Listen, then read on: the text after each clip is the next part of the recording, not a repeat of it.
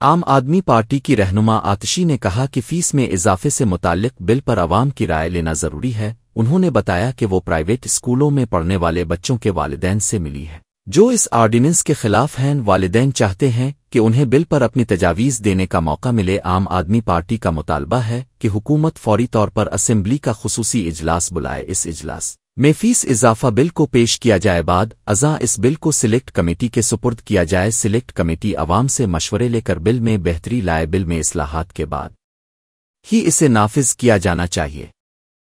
कल मैं private school में पढ़ने वाले बच्चों के कई पेरेंट्स से मिली और सब ने एक सुर में एक ही आवाज़ कही, एक ही आवाज़ उनकी आई, हमें ऑर्डिनेंस नहीं चाहिए, हमें बिल पब्लिक डोमेन में चाहिए, हम उस पर अपना फीडबैक देना चाहते हैं, ऑर्डिनेंस हमें मंजूर नहीं है।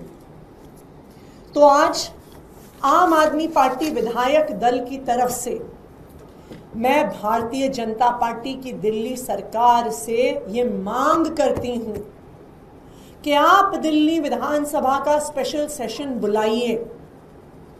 इस स्पेशल सेशन में ये दिल्ली के प्राइवेट स्कूलों का फी कानून पेश करिए और जो दिल्ली विधानसभा के रूल्स एंड प्रोसीजर्स हैं इसमें पार्लियामेंट की तरह एक प्रावधान है सिलेक्ट कमेटी बनाने का, जो बिल को एग्जामिन करेगा, जो अलग अलग लोगों से कंसल्टेशन करेगी सिलेक्ट कमेटी, जो पेरेंट्स को बुलाएगी, जो एक्टिविस्ट वकीलों को, ऑडिटर्स को बुलाएगी। तो हमारी ये मांग है कि स्पेशल सेशन हो, बिल को टेबल किया जाए, उसको सिलेक्ट कमेटी के पास भेजा जाए, जो अलग अलग स्टेक होल्डर्स का फीडबैक ले और उसके बाद ही प्राइवेट स्कूल